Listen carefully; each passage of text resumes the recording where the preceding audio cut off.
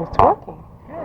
Okay, these questions are all just designed to get some information from you mostly, and then we're going to transcribe this and put it in the Kansas State Historical Society. So first I'm going to ask you some questions about your service in your elections and issues and things like that, and then I'll ask you some questions about yourself.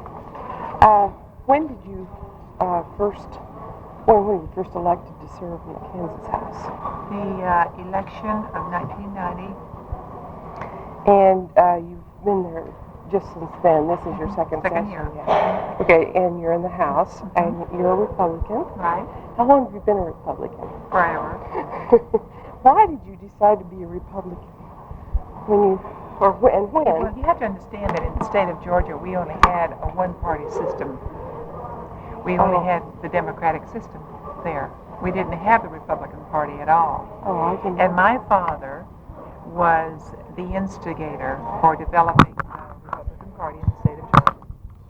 And it was prior to the election of Eisenhower, and he went many, many miles all over the state of Georgia trying to promote the concept.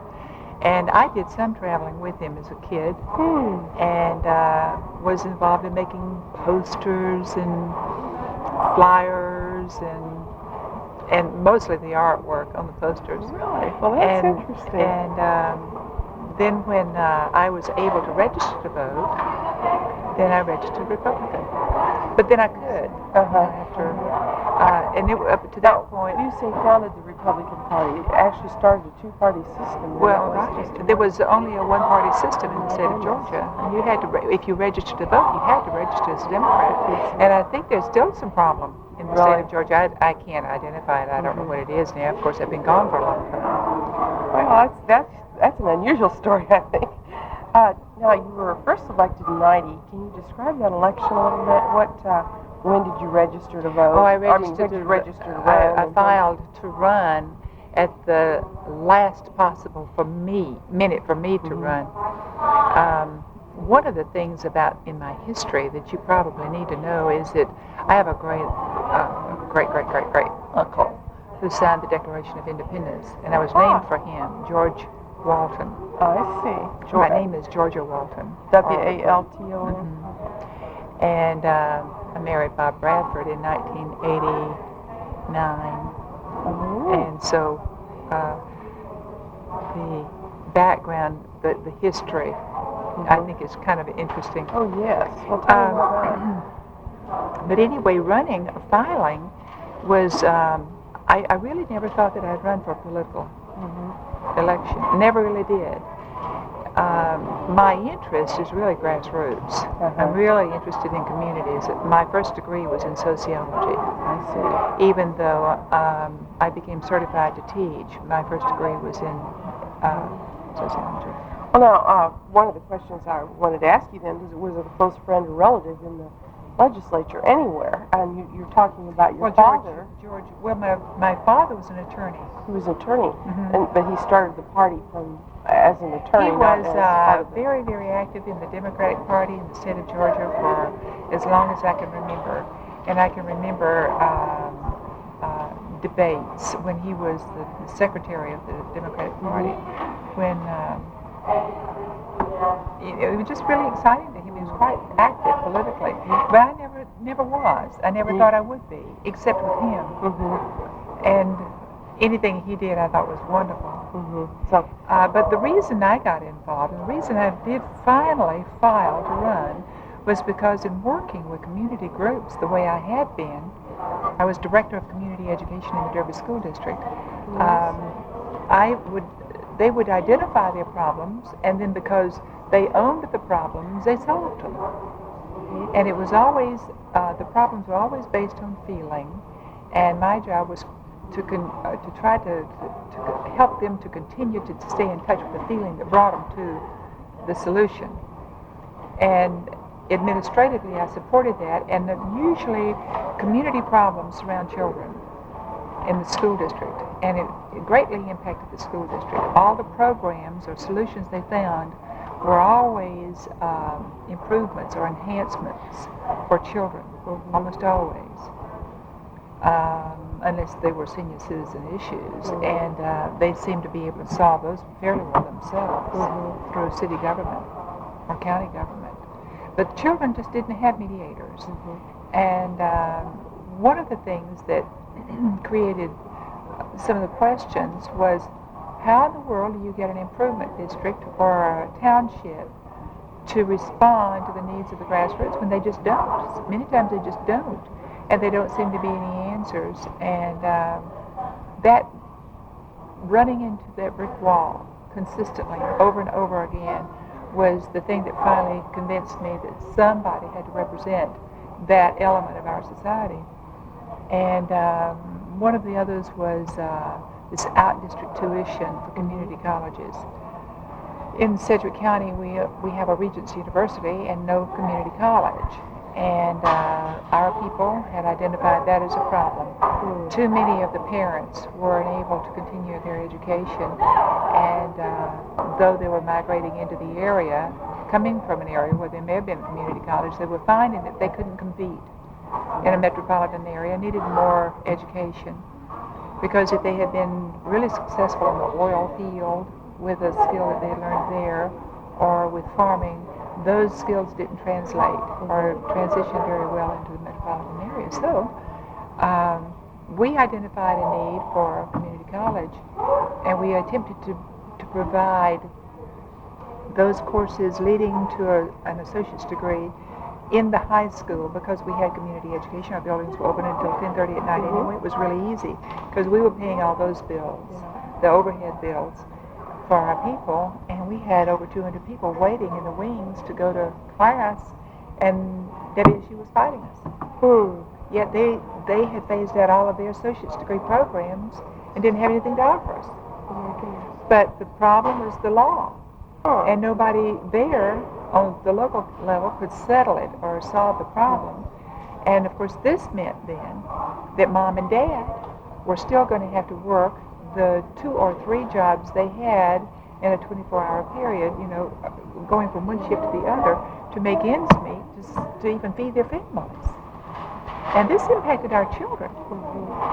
So at the last minute, my husband is a Democrat, and he is a labor leader, and we're already having some real lively conversations, but he kept saying, you're not going to solve your problems. You're going to have to do something about it at a higher level.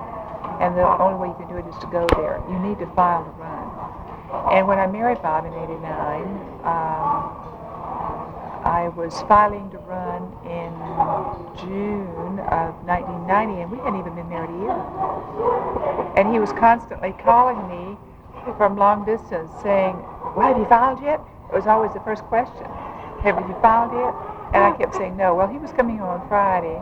We were leaving that weekend because I think it was Memorial Day weekend, and we were going to be driving down to Dallas, Texas to see my daughter for the whole weekend. We would not be back on Monday, which was, the filing deadline was noon on Monday. And so he got off the plane. He said, have you filed yet? And I said, no. And he said, do you feel any more like you can than you did before?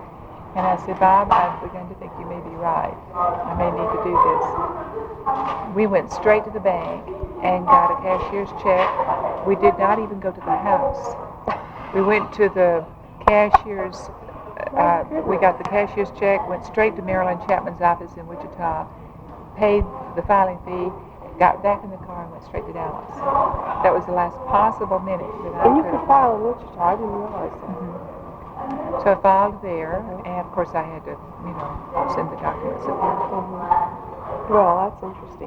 What kind of a position were you running for? Were you running against an incumbent? Or? There was not one. Dennis Spaniel had been the incumbent that made it possible for me. I would never have run against a Republican incumbent. I just wouldn't have done it. But he was gone. I was real concerned about representing people regardless of where they were. I had only lived in the district 10 months. You had moved into that.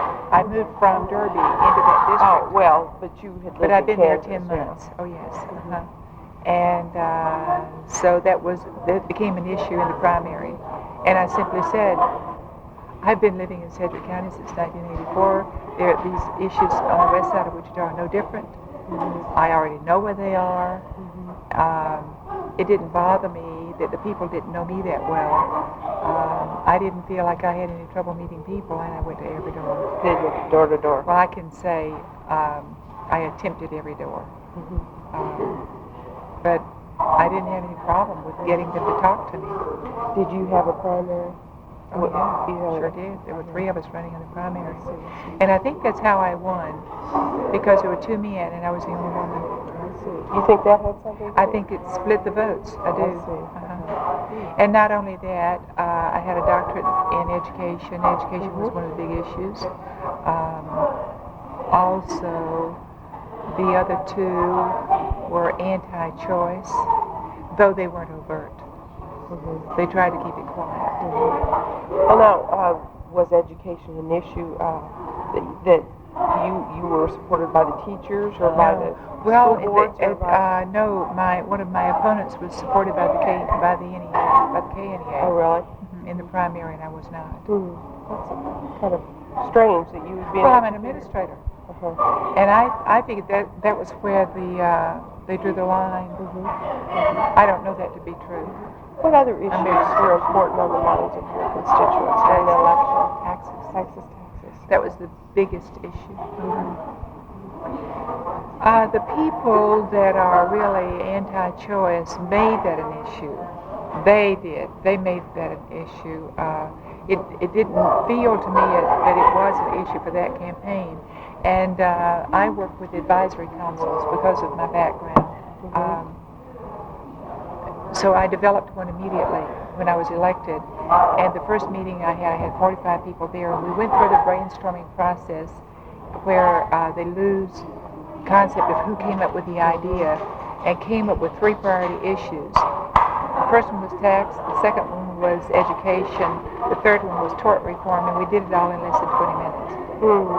The abortion issue came out at about 8 or 9 on the list of priorities. So I was reading it right, going to the door. That's interesting.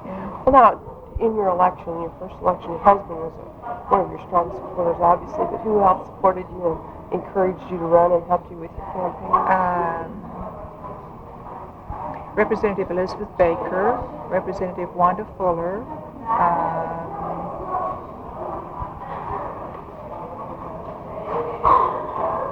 I had several constituents that really worked hard. Of course, when candidates are coming out of the woodworks, those several months prior to the filing deadline, the House PAC normally gets involved in promoting, and I don't think they even suspected that I was, they knew very late that I was considering it, partly because of Elizabeth Baker. I was working right there in her school district, and she introduced my husband and me. Oh, how interesting. And she knew that I had the skills and the background that would be a nice premise on which to build an election platform, but none of us ever really considered my running. I hadn't. I was the last one. Oh, that's interesting. Sorry, you said you did door-to-door campaigning. What other kind of campaign strategies did you have? Did you use television or radio? Or I used, no, I didn't. I used the Eagle right toward the end because that was printed media. And I made sure that I got a strategic page so that if you picked up the paper at all, you couldn't miss it. And I needed that in those last few days because I only won that primary by about 98 votes. Yeah. Well, did any of them endorse you? Did the newspaper, television, or radio? The Wichita Eagle endorsed me. Oh, that's interesting. Do you think raising campaign funds was difficult? Very. Was it? Do you think I used a lot of my own money? I say a lot of it. You could look at the records on that. I've forgotten now to what percentage I did. As the money began coming in on the general election, I reimbursed myself. I had to. And during the primary for freshmen, it's very difficult to raise money. Very difficult. You think it's harder for women than men? I really don't have any feel for that, Barbara. What do you think? I don't know. It's one of the questions we're trying to find out. Some people say definitely yes. I really don't know. I do know that it was fairly easy for the KNEA to support this character who they said, well, he's going for his master's. I had a doctorate in education administration. I have never figured that one out. And here he was with a bachelor's degree in I don't know what, and he says, well, I'm going to go get my master's degree. Well, he's since done that, and he'll run again. That's interesting. But they said, well, the reason they supported him was because he was going to go for his master's. It's a strange situation. And I had, at that point, I had finished my doctoral program in May of 1990. I had been one of the people. There were 40 people in Canada and the United States who were invited into the Sara meeting up in Boston. You had to be nominated by your university. There were 200 nominations from these universities. I was one of the 40 to go. I was one of the 7 that got a stipend. Good grief. Because of the work that I did on my doctoral program.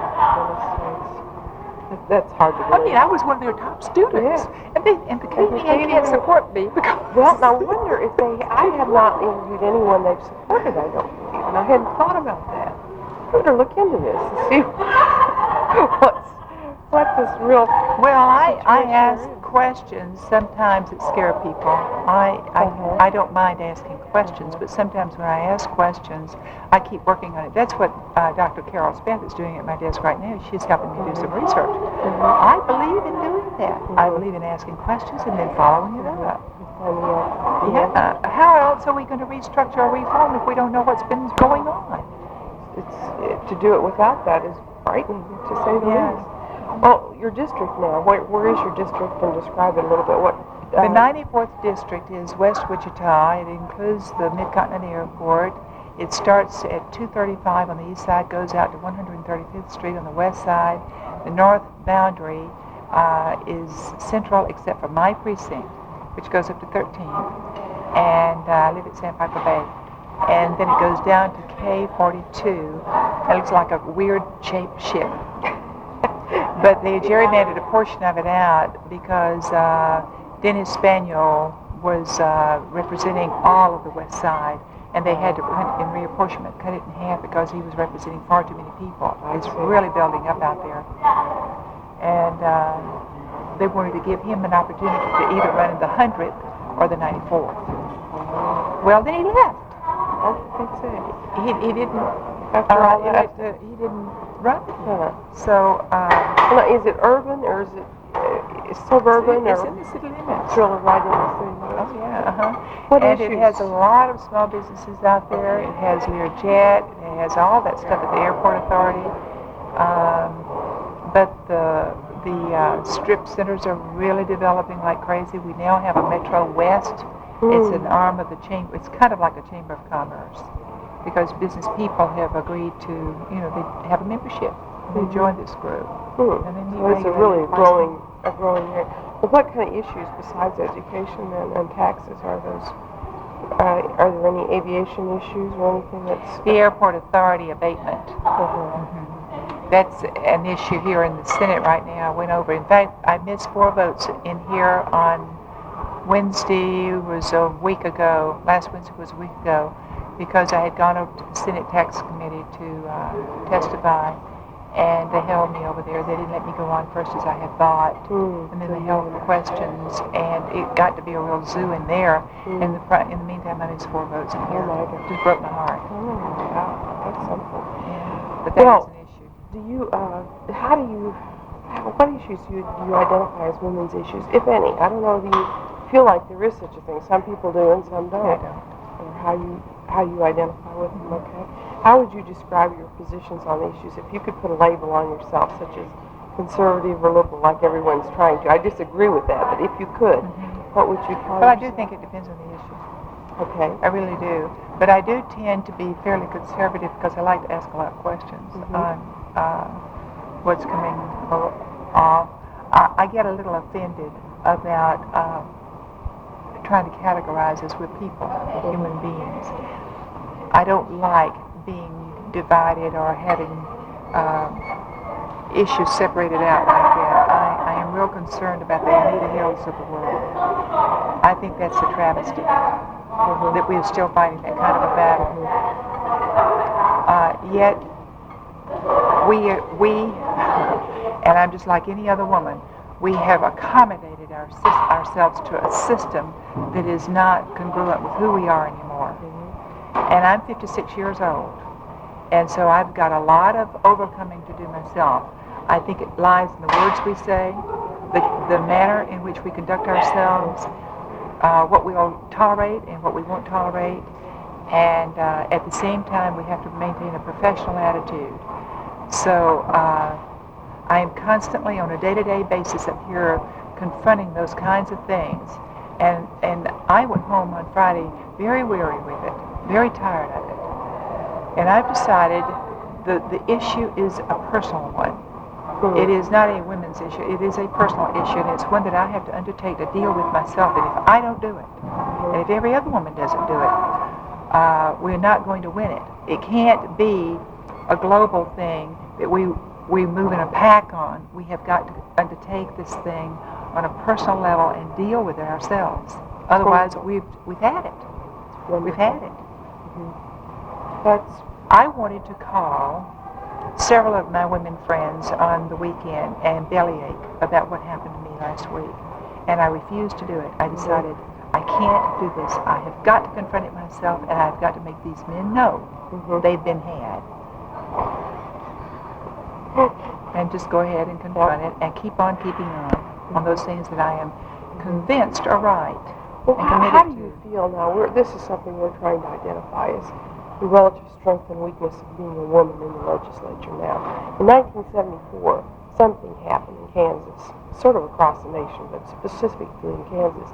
But prior to that time, there had never been more than 4 women in the Kansas House and Senate at one time. Most of the time there weren't 4, but that was the largest number. In 74, this all changed in the election, and ever since then, we've been growing till this year there are 45. And we wonder what happened to change that. Our babies grew up, Barbara. Our babies grew up. Those of us who were running around barefooted and pregnant back in the late 1950s and reading Betty Friedan for the first time and following and listening to Gloria Steinem and all those other wonderful foremothers that went ahead of us, we got to the point where we could begin to be thinking rather than feeling people. We knew we were, and we were always frustrated about not being able to exert our thinking ability. But suddenly our children grew up, and we said, by golly, now is the time, it's now or never. And I think that 1974, you've marked a time. Right, yeah. Isn't that interesting that you've marked a time there, 1974? Think back to 1954, 20 years earlier. I married in 1956. So that's just about right. Our babies grew up. But I remember sitting on my front steps reading the Betty Friedan book with my babies playing at my feet. I was barefooted, and I thought about that. I looked down, the wind was blowing, and it was beautiful, and my babies were playing there, and I said, one day, Georgia, there will be a time for you. Well, this is interesting. We may ask you to write a chapter for our book about this, because I really think that there is something about that time, and I think that's it. To identify, yeah. I hadn't thought about that, but and there is very interesting hallmark that you've marked there. Characteristic age of women. Now, give or take this last election, there's some other age groups that seem to be coming in now, but everybody's the same age in the Senate, practically. When was Mother of Us All opera written? I don't know. You need to look at that too, because I can remember when Jennifer, my 23-year-old, was a baby, going to that opera in the Santa Fe Opera Theater, the open-air opera, and she was a little girl. And I took her. I can remember thinking, see, she came along before Betty Friedan did, and she was just as important a voice for me as Betty Friedan was. Well, I'll look that up. That sounds like right. We had several things that hit, Mm-hmm. during the time my children were growing up that were really very supportive of us being thinking human beings. Mm-hmm. That's very We were interesting. programmed by our mothers to be feeling human beings. I know. And then by everybody Yet my else. grandmother was a speaker that was renowned in South Georgia. Oh, really? What kind of... Well, she was Methodist minister's wife. Oh. And I have a speech that she wrote talking about fatherhood and about the importance of a father being a nurturer. Oh, interesting. And how they seem to abdicate that role. Mm-hmm. And everything was left up to mother. And yet here she was out speaking in groups, and she was radical for her time. Anyway, my mother, married to an attorney, was fairly quiet. She had been a teacher, a music teacher and a first grade teacher, and didn't marry until she was 28 years old and had been fairly independent and did not stay that way. Didn't stay there. She was fairly outspoken in our family, but she never chose to go back to work. Of course, we lived in the country. We lived on a farm. She had a choice there, too. Unless she left the home to work. Well, that's interesting. I want to know some more about your family here in a minute. As a freshman legislator, then you did have mentors, like you named the women that Wanda Fuller and Elizabeth Baker. Did you have any others? Were there any people that sort of helped you get on the committees you wanted to get on or anything? Okay. What committees do you serve on? I have local government and economic development during the session, and then legislative education planning committee during the interim. Okay. You don't hold any leadership positions for many, many reasons. And I only have one vote. Are you introducing and sponsoring any bills this session, and did you last session? I was the one who instigated last session because we were encouraged not to do anything like that last session, but I instigated the year-round school and the House Bill 2475 on community education. I want every school district in the state to have community ed. Good. Then this session, I have 7 things in, I think. I'm the one that did the solid waste bill. Oh, I see. I've forgotten the number. I have an educational reform package. I have a local initiative. The community ed thing, I'm still hoping to get that through this session. I'm the one that developed the library, putting interlibrary loan into every school district library in the state. I want to limit chairmanship on committees. I don't believe in limiting terms yet. We're not ready for that in Kansas. We've got excellent legislators up here. They do represent their people, and that's how I measure whether or not they're good. Do you participate in any formal or informal coalitions? Did you, for instance, work with or meet with the Women's Coalition here? I don't know what they call themselves this year. The women's group that meets and considers women's issues here in the House. I've only met with them a couple of times. Okay.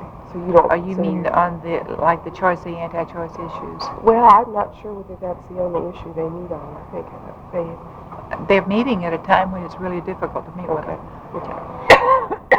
So far, I haven't been able to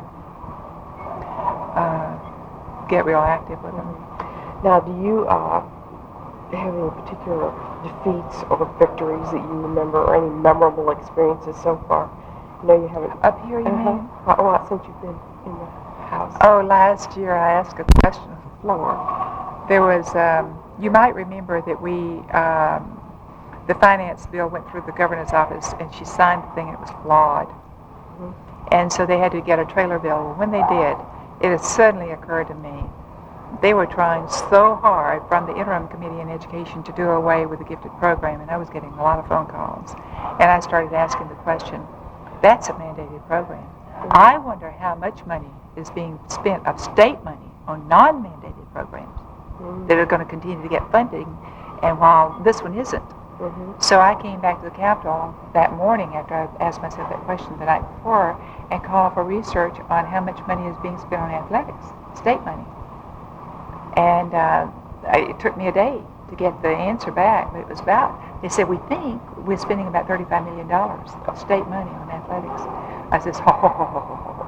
So I had an amendment drawn up real fast. And I went down to the floor and I said, folks, I think it's time for us to get our priorities straight.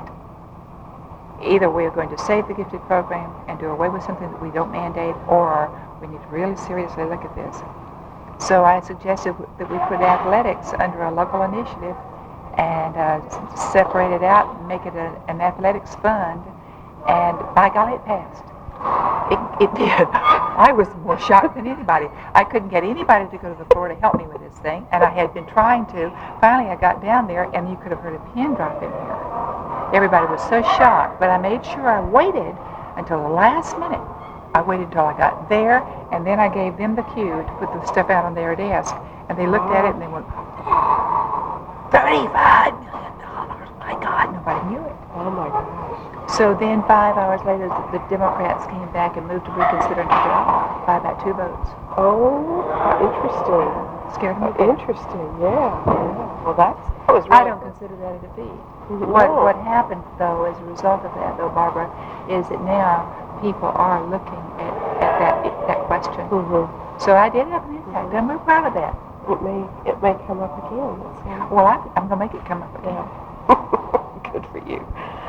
Now, I'm going to ask you a few questions about your private life. You were born in Georgia, is that what you said? Mm-hmm. And where did you grow up in Georgia? Fort Valley. Okay. It was out in the country, in the city, out in the country. Mm-hmm. And you told me a little bit about your parents. Can you tell me some more about your... My father was an attorney. Mm-hmm. My mother was a teacher. Mm-hmm. We lived on a farm, 750-acre farm. My father farmed during the day. He did his law practice.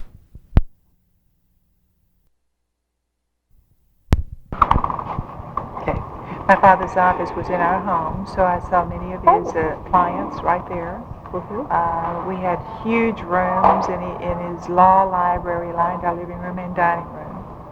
And his office was in a corner of the dining room, so people would sit at the dining room table. Mm-hmm. I went to Wesleyan College in Macon, Georgia, which was only 30 miles away. Graduated from there, was there for 3 years, married, a Baptist minister. Later went into the Air Force, traveled all over the world. Oh my I had goodness. jobs like you wouldn't believe. Everywhere I went, I had a wonderful job.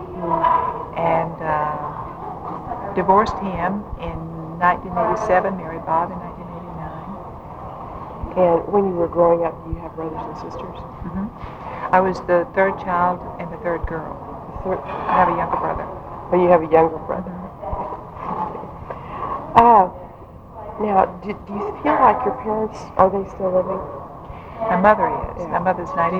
Did she support you, or how did she feel about you running for office?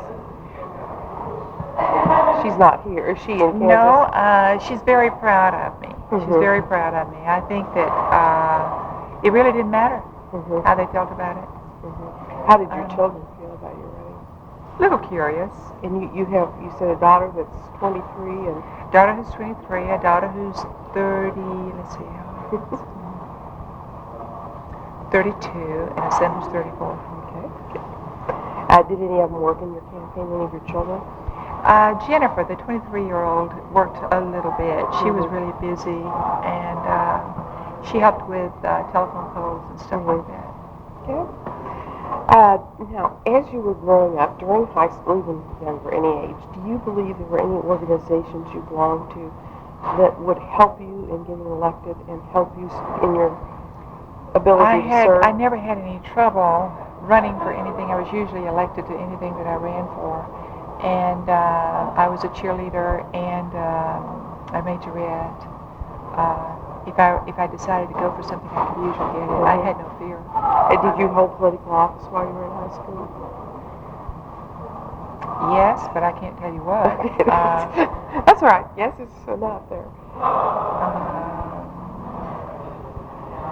I can't recall. Were you a debater? Did you debate? No, but I was always taking speech. I was in drama and theater, that sort of thing. And I won speech contest. Was in a play one time that went to state. I think it went all the way to state. I don't think it won state. Did you belong to any other organizations like Girl Scouts, 4-H, whatever like that. Girl Scouts, and I was president of the FHA, Future Homemakers of America. I do remember that one. Isn't that interesting? Yeah. After you graduated in college, were you a member of any organizations like that? Yes, at Wesleyan, I was president of the Quest Club, and now, for the life of me, I can't recall what the Quest Club did. Okay, tell me more about your school. education, too.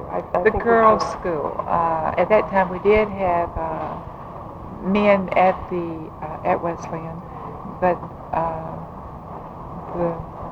there weren't very many of them because traditionally it had been a conservatory. The fine arts had been a conservatory, and then we had the Rivoli campus, which was a liberal arts school, and I was in the liberal arts school, but it had been a girls' school specifically, Methodist school. Married and came back from Georgia Air Force Base in California while my husband at that time was in Vietnam, and finished my degree with a baby. Jennifer was a baby at that time. Where did you do that? At Wesleyan. At Wesleyan. I see. Okay. Went back home. And what did you get your master's in? My master's degree is in education administration. Got that at University of Texas at San Antonio, and then I finished my doctorate, or got my doctorate at Oklahoma State University. Drove in there at least once a week during the time that I was working in Derby, and it took me 3 years. Oh my goodness. But I did graduate with as one of the top students in the doctoral program down there. And this past December, I was recognized by the National Community Education Association with, they presented me, out of 6 awards, they presented their Citizen Leadership Award nationally to me. That's nice. That really is, yeah. I was so proud of that. Probably more proud of that than being elected or getting my doctorate. That was more fun because I was recognized by people that I love. Yeah. Well, now you weren't working now. I mean, you don't have an occupation outside of being a representative. Are you still working? I gave up my position in Derby. I simply didn't sign a new contract for this school year, because the legislative issues were so huge, and because I knew I had to spend a lot of time on it. And that's exactly what I've done. Since then, I've spent more than 8 hours a day, many times as much as 14 hours a day working on those issues. Yeah, it's a lot more time spent. Let's see how people hold a job outside of being here. I don't either, Barbara. It's very difficult. I do know that a lot of people seem to resent that I've done that. I could do it because, my husband has a good job, and I hate to say that because I hate being dependent. Not hate. I can do it if I have to, but I don't like being dependent on somebody else. So what I'm doing is that I'm trying to get into consulting as an education consultant, and I have my business cards all made up. I've been working on a business plan, and stationery's all done. Problem is that I spend all my time on doing this stuff. Yeah. Well, it'll happen. You'll have some time somewhere. How old were you when you first elected? Well, I'm 56 now, so 54. It's about average. Is it? It seems like it. Maybe more for the Senate. The House is a little younger, but then you have this one group of younger people here, and then there's a big jump. I don't think any of us ladies will ever get retirement age, whatever that is. I think they're going to take it away before we do. I won't give it up. I tell you, I think this is too important. Yeah. Well, do you commute then, or how often do you go home? Weekends. Just on weekends. So you live down here in an apartment or something during the week. Does your husband come down very often? Bob is always on the road anyway. That's one of the reasons my being here doesn't really matter. My daughter still lives at the house, but she is an adult. I don't worry about her. And Bob's gone now. Today he's in Madison, Wisconsin. Yesterday he was in Michigan City, Indiana. I can't keep up with him. So he kind of comes home on weekends too. Every other weekend. Every other weekend. So you do. What do you consider after a year and a half here? I guess you've been here a little longer than that. What do you look and see you've done that would be a major contribution, or what would you like to feel is going to be your major contribution to the state? It sounds like you're busy in education. But Well, I hope. I don't think I've done it yet, but I hope to get people to really focus on the right course for restructuring. And by restructuring, I mean reorganization of what we do with schools. Not just refinance, not rearranging the finances. No, we've got to restructure it in order to get the reform. I say the restructuring come before we get to the reform portion of it. And I hope to continue to guide that. I'm watching the legislation like crazy. I could care less who did it. As long as I make sure the words are right. I went to Representative Crumbaker today and told him I really liked the bill that he has been working on, but he's got his terminology is very traditional. I said I'm real concerned about that because South Carolina made the mistake of doing this, and now they're still dealing with an old traditional system, and you can't put new wine into old wineskins. You're going to have to make sure that you get the words right. He's used the terminology essential skills, when now, according to the SCANS report, it should be foundation skills. And I know that seems like a little thing, but it's not. It's a big deal. Definition. So if I have anything at all to do, it's going to be, I'll be a watchdog as much as anything else. I am submitting legislation, but I tend to ask questions that make me sound like a radical. And I'm not. I'm probably more conservative than most people up here. Okay. What do you think you have sacrificed by being down here? I have no time of my own. And your job, probably. Yeah.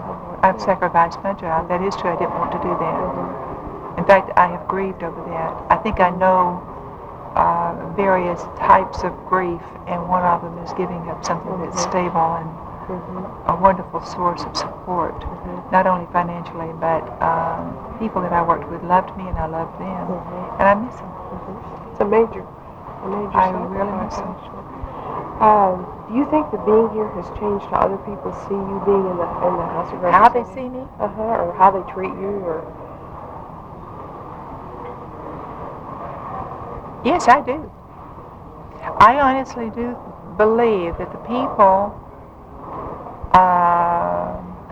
who know me really well don't think I've changed, and they haven't changed toward me.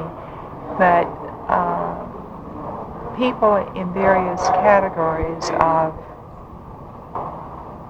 in departments around the state, they do have more respect for people with holding political office.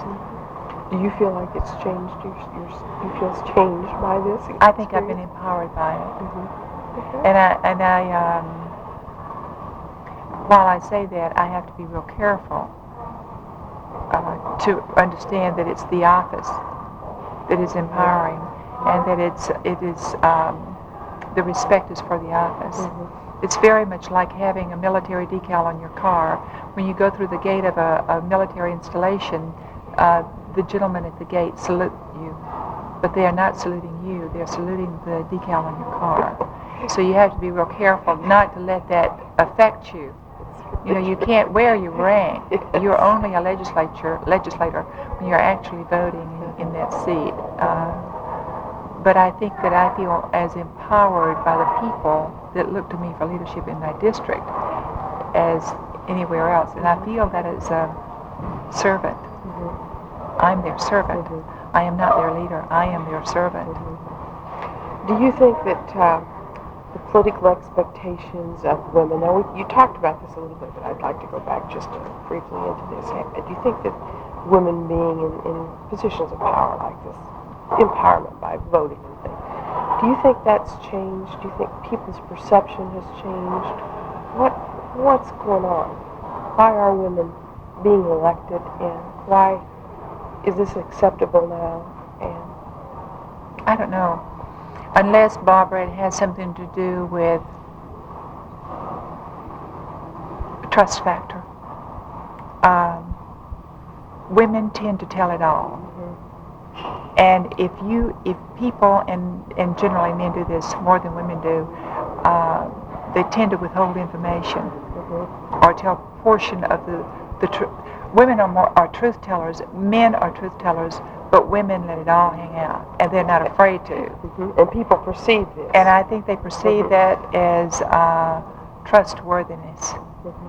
And I do think that the trust factor, especially in this day and time, is much more questioned than it ever has been. And that probably could be a reason why perhaps more and more women are being elected and will be elected. It could be. And we don't tend to be as fearful of other people as men do. And I think part of that is because we have been in the trenches with all those bad kids. Our own. When they're coming through those teen years, we struggle through those years with those kids. And we know how bad they can be. And we were right there in the trenches with them. So I don't think that we from my perception anyway, I'm not afraid of men who want to confront me. I'll stand right firm, let them walk straight up to me toe to toe, nose to nose, and confront me. That's fine. But I'm not going to cow down. And I think most women who will do something like this are that type. And I do think we are truth tellers. I really do. Well, that's good. Then you think women can be just as effective as men as legislators? Say that again? You think women can be as effective as men in the legislature? Oh, I think or more so. Okay, that's. Guess I didn't ask that quite right. More so.